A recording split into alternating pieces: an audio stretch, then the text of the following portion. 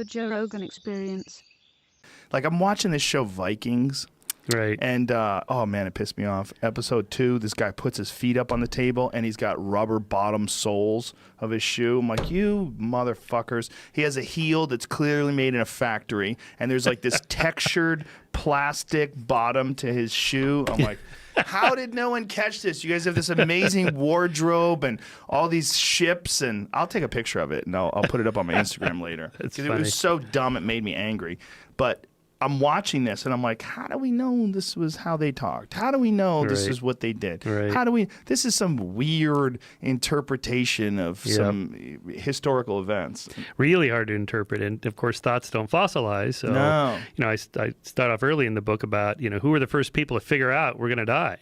Right. And become aware of our own mortality in a way that, well, maybe I can conceive of being somewhere else. I don't actually die. So we know, elephants grieve and mammals grieve, and cetaceans, dolphins, whales, and so on, and chimps. They feel these mothers are just depressed and almost suicidal when their infants die. But that's different from, conceiving of like, well, I know I'm going to die because I see people around me going to die, but I conceive of maybe some other place to go. So I start off with something of a paradox that if I ask you to imagine yourself dead, you can't do it, because to imagine anything, you have to be alive. So it's not going to be like falling asleep and waking up the next morning because you have dreams or whatever. It's going to be more like general anesthesia, where it's 10, 9, 8, boom, boom, lights out, but you just never wake up. So, and so we talk about things like, well, there's nothing after death. But even the word "no thing" implies there's a thing, or you're going to this place, there's nothing. Well, no thing. Or nowhere, it implies that there's a where that you're not going to, but there's not even a where that you're not going to. And it's like, with Lawrence Krauss and some of these cosmologists, what was there before the Big Bang? So when you say, well, imagine no universe, no stars or planets or galaxies, no light, but there's not even any space or time. And at some point, we don't have the words to even say what it is we're trying to talk about. There's nothing before the Big Bang. You can't even actually talk about it. Well, don't they think now, though, that it's entirely possible that the Big Bang is like a cycle? And Yes, well, I think Yeah. it's something like that. I think expands and contracts infinitely forever. Yeah, that's a preferable. Well, again, we have to come up with some way to talk about it. So Don't we also have this weird biological idea based on our own limitations that there's a birth and a death of everything? Right. So I actually have a chapter devoted to Deepak Chopra and the Eastern wisdom my traditions. Friend.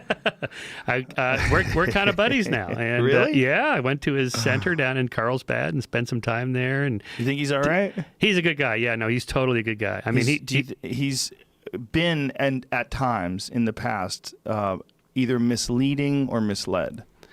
yes, sometimes that's right. Some of his recommendations for dietary things or whatever, perhaps. But I know for sure, because I've gotten to know him pretty well, that he totally believes the stuff he says. It sounds like woo-woo, as I used to call it. Yeah.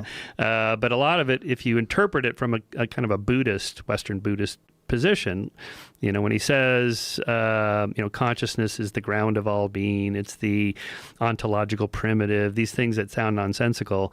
But if you think about it, it's sort of from a simple perspective, the entire universe is in your brain, and when you cease to exist, the universe ceases to exist for you. But you're in your brain. I call that the weak consciousness principle. It's just sort of true by definition.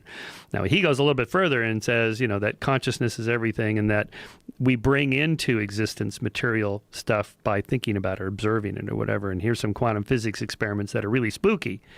It's like, okay, time out. Quantum physics is weird and spooky. Consciousness is weird and spooky. That doesn't mean they're connected. No, he thinks they are. So it's a debatable point, okay? But still, the experience of going and so I did the meditation thing and all the massages and the teas and the food and all that stuff, and it's this beachside resort in Carlsbad. You can't help but feeling better. Like, yeah, this stuff works. Where is Carlsbad? It's down by Encinitas, north of San okay. Diego. Oh, okay. Yeah. That's a beautiful area. Totally beautiful. Yeah, Deepak's not done, and he's got a good thing going. And not just Deepak. There's other people like Sam Harris. Bob Wright has a new book out called Why Buddhism is True. Okay, so it works. So we're back to, does it work? What do you mean by does it work? Not just for me. I had an experience and I felt better.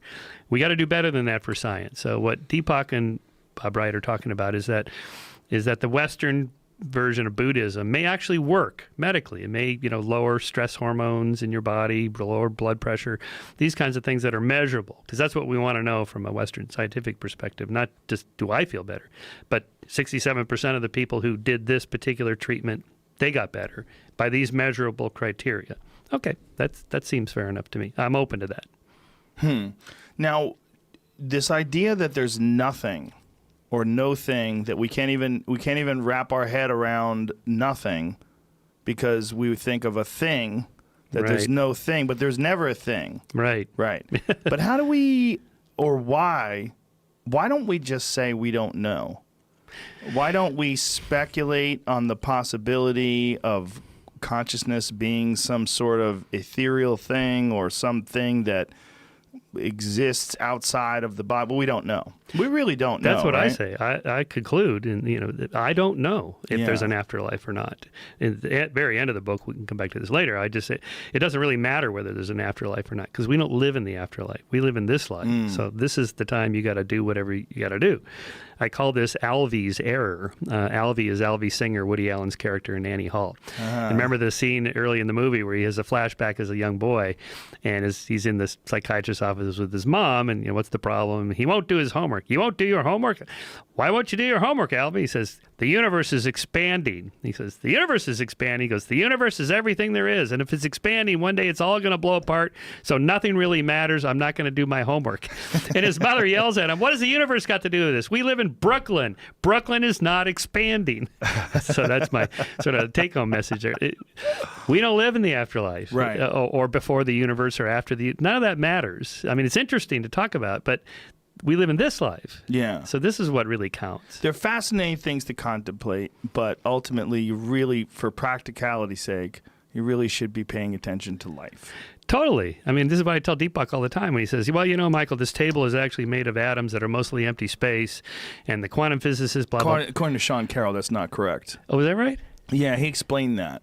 Yeah, this whole idea of empty space. He's like, that's just a poor way of describing it. Okay. And all I right. would defer to him and let him describe it. All right. He also described the superpositions, like particles, subatomic particles being in superposition, where they're in a state of moving and not moving at the same time. Okay. He explained that in a way that completely fucked my head up, too.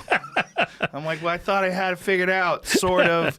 I didn't think I had it figured out, but I thought I had a definition that at least was like, okay, well, it's this, even though I don't understand it. And he's like, no, it's not even that. Okay. So yes, I refer to, please, if you're interested, go to the Sean Carroll podcast. Well, as I understand it anyway, that it doesn't really matter because the atoms are jiggling in a way that this is solid. You can tell it's solid, and this is the level we live at. Solid. If somebody drops this on your head, you're in trouble. That's right. Yeah. So again, we don't live in a quantum world. We live in a macro world where this kind of stuff does matter. Okay. So, so for Deepak, the whole Western way of thinking scientifically, there's a beginning and an end. Time is a linear thing that we can measure, and there's birth and death. All that is the wrong way to think about it. The Buddhist way is that it's just all consciousness, and when you die, you return to the conscious state you were before you were born. So the physical body is just an instantiation of this conscious thing, whatever this is, and okay, I don't know. I'd be surprised, but I'll be pleasantly surprised. I'll tell you that if it turns out, I close my eyes for the last time and I wake up and there's Deepak and whoever, my friends Carl Sagan and Stephen Jay Gould and all the greats, Asimov are there. Everybody's there. Hitch is there. It's like, oh boy, okay, this isn't hell. If that's true, I'm not against any of this. Just like I'm not against Ray Kurzweil and these guys figuring out that we can live 200 years or 300 years. Great if you can do it, but let's just, so when they say to me, Shermer, don't you want to live to be 500? It's like, just get me to 80 without prostate cancer. Give me to 90 without Alzheimer's, 100. Give me to 100 so I'm not on a morphine drip in a bed. Just quality of life incrementally, year by year.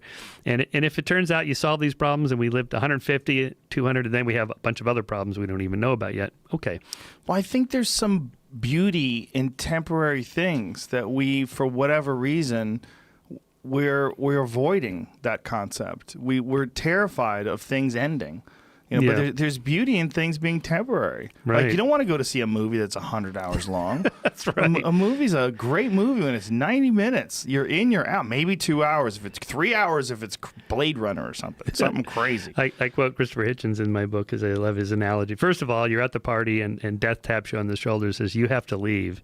And worse, the party's going to go on without you and they're going to all have fun. It's like, oh no.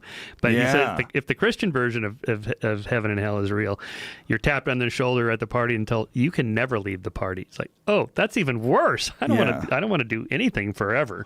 Right. And imagine the classical version of what heaven is. Like a guy with a harp and there's a bunch of babies with wings. Like, what? Or even that aside, that this is why Hitch called it celestial North Korea. You have a dictator that knows all of your thoughts and everything you're going to do. It's like, wait a minute, that does not sound like fun to me.